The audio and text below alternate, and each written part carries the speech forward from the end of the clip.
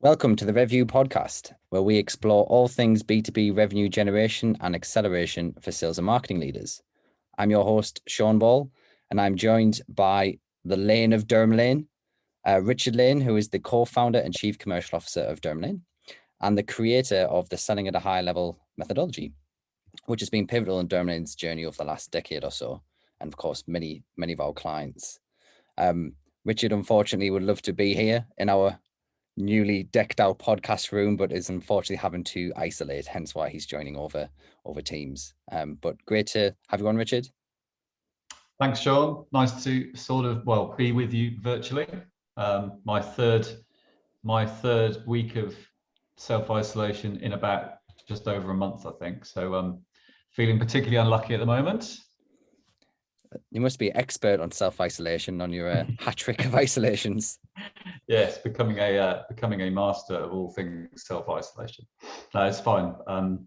Lucky enough that and appreciate the fact that we can self-isolate and still work, which is not the same for many people. So yeah, count my blessings, put it that way. Yeah, well said. Thank you, Richard.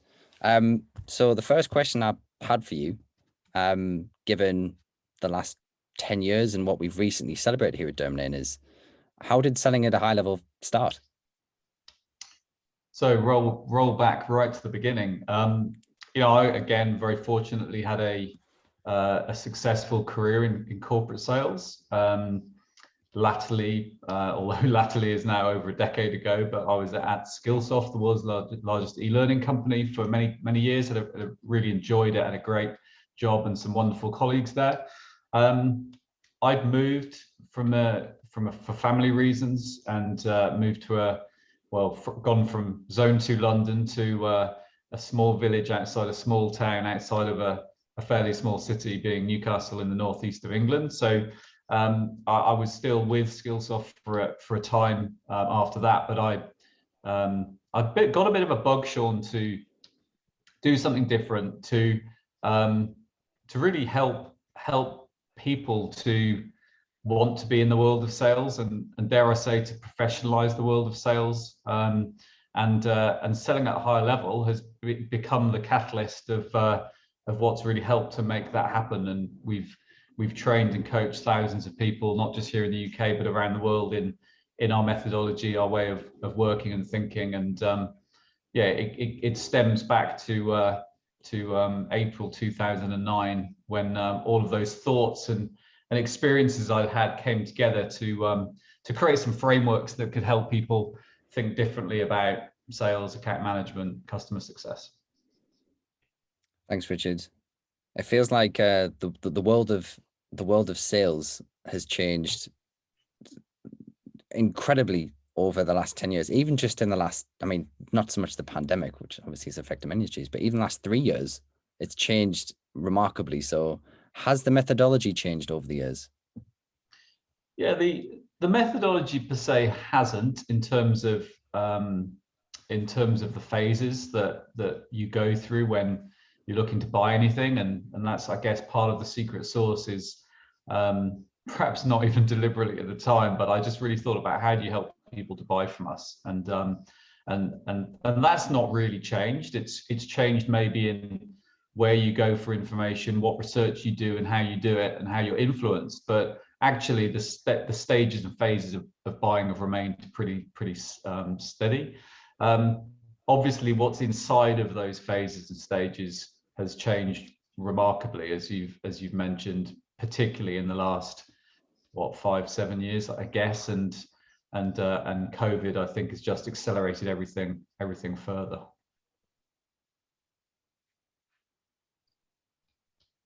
So the methodology might not have changed that much, but how do you think the sales profession has changed in that time? Yeah, so again, significantly, although I still think it's a bit of a secret. I always tell the story that marketing has done a much better job of selling itself than sales has. Interestingly, you now have a small number of universities that offer a degree in sales, or a MS C in sales or an MA in sales. Not many of those still. Unless I'm mistaken, sales still isn't considered a graduate job. So why, as a university, would you promote sales to someone if it wasn't going to count against your quota, so to speak? So there's still a lot of work to do. I like the APS, the Association of Professional Selling. Do work with them, was involved in their bi-parliamentary committee around the professionalism of the sales industry. And, I think we're making some slow progress, but then at least it's progress. When you run for Prime Minister, I'd be happy to be your campaign manager, by the way. Thank you very much.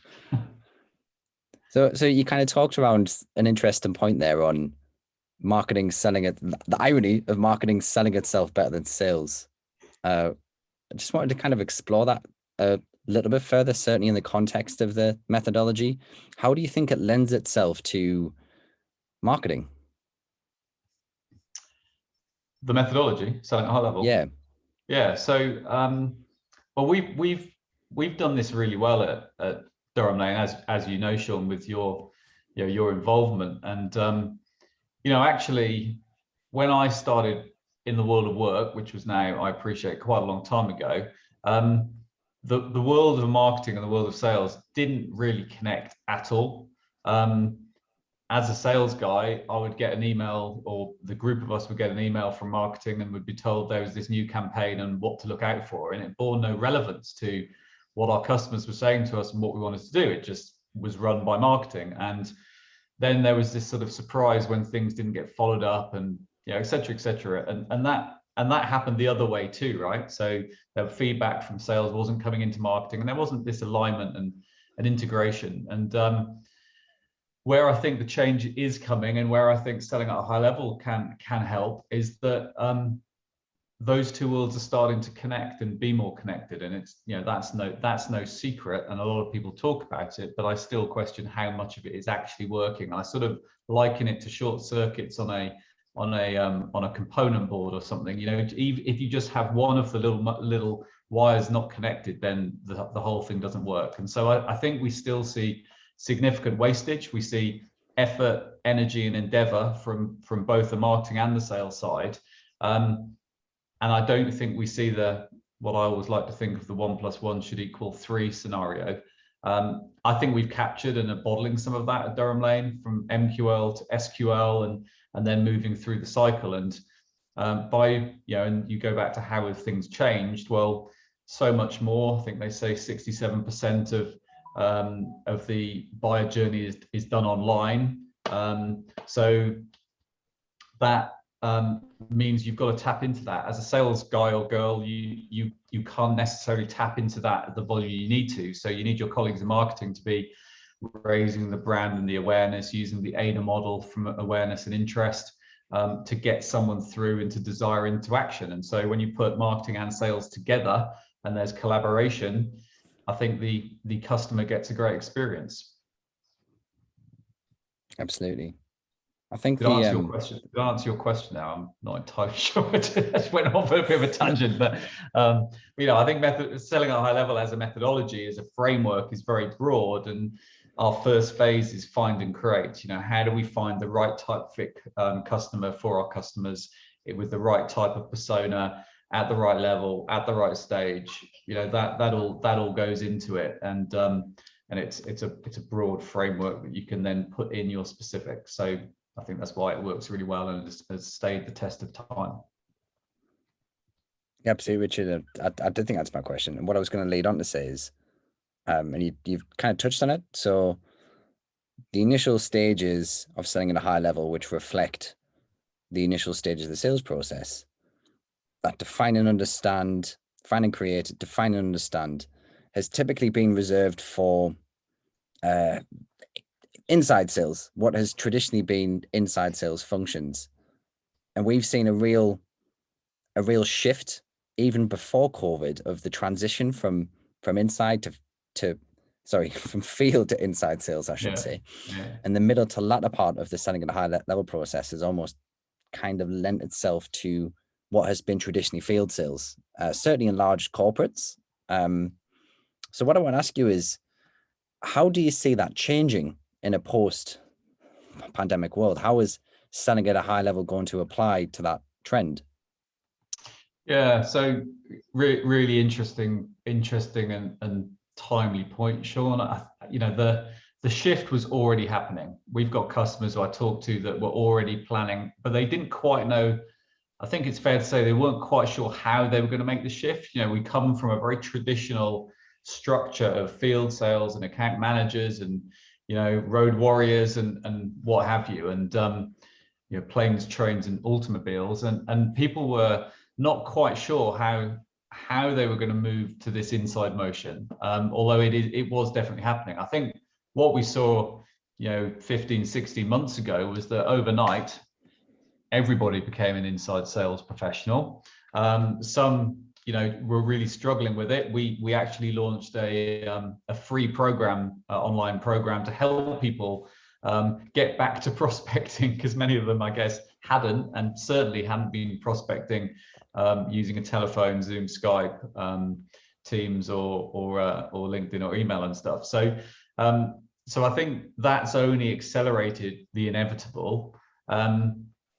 But you still have to work through the phases of discovery. You have to be solution architecting. You have to be making recommendations. You need to be then revising those recommendations based on feedback.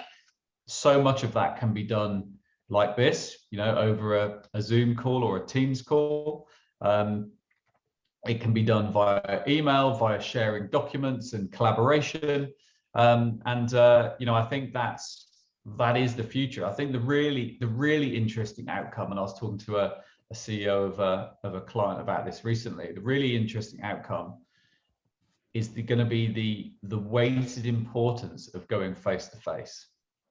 So I think, I look back at the travel that I was doing regularly from Newcastle in UK down to London, probably once every 10 days, once every 2 weeks, 1 day, 2 days at a time. Probably 50%, if not more, of that time was wasted, not necessary. I think now, if you say to someone, "I'll come and see you," they might go, "Why?"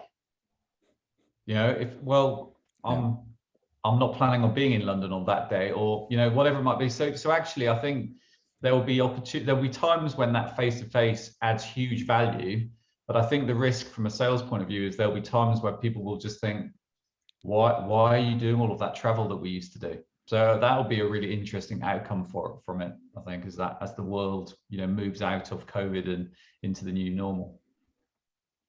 Do you think with that there'll be a different skill set required of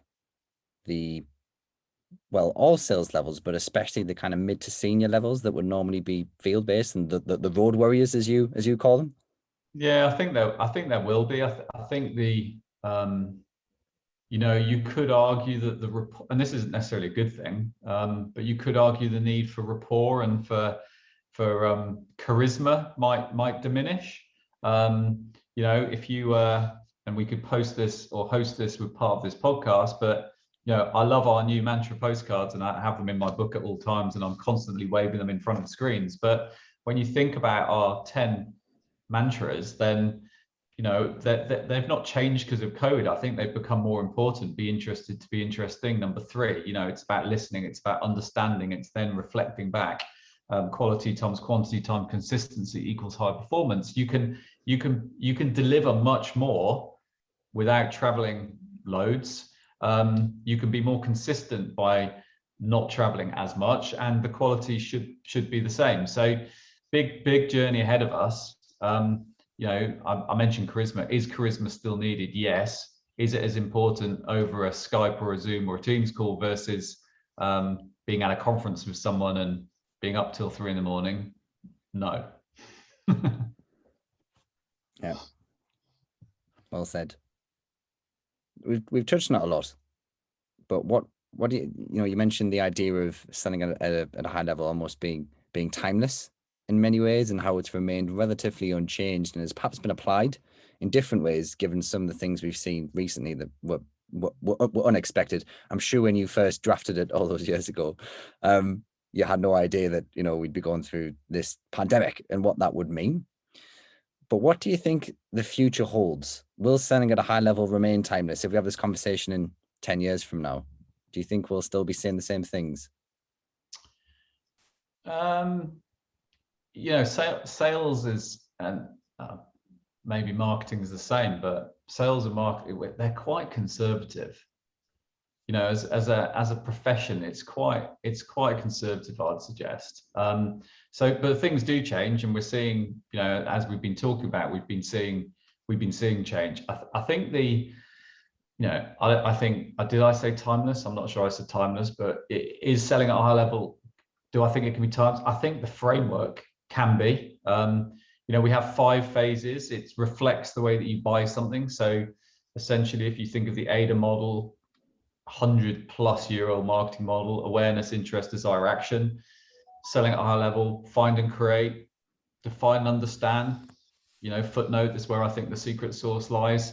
Propose, recommend, present. So I've listened to you. Here's my recommendation around how I can help you make your business better. Close out, serve and grow. 5 phases. I can't see that needing to change. Within each of those phases, you will have lots of different tools. And if you think of find and create, the amount of the plethora of sales and marketing tech that's available to help you find more customers has mushroomed. If you think about the recommendation phase, then there are all sorts of technologies that can help you write a better document. So I think, and define and understand, I always call the concertina phase, because it's where you're doing your discovery and it's where you're doing your understanding, and probably that's where you're building your rapport and you're becoming the trusted advisor, and etc. So I think that's all needed, and I can't see that changing, but I can see the elements within it constantly evolving and growing, and I guess that's what we do with our clients. And as I mentioned, we've trained thousands of people in selling at a high level. Internally, what's been really interesting is, as an outsourcing business, typically in the demand and lead generation world, we've only really focused on find and create and define and understand to create qualified, meaningful opportunities for our customers along with our Magic 35 qualification tool. Where we're headed next is into that whole inside sales play. So, taking what we've done for the last decade with clients in terms of helping them become better sales professionals, and helping our team grow and develop in that space, so that we can start doing that full inside sales motion for our customers as well. That's something that I'm hugely excited about at the moment. That's a big move for us. Great stuff, Richard. I think very exciting to hear that. Probably a good place to leave it there. I think we've had a great conversation. Thank you very much for joining us, and we'll speak again soon. Perfect. Thanks, Sean.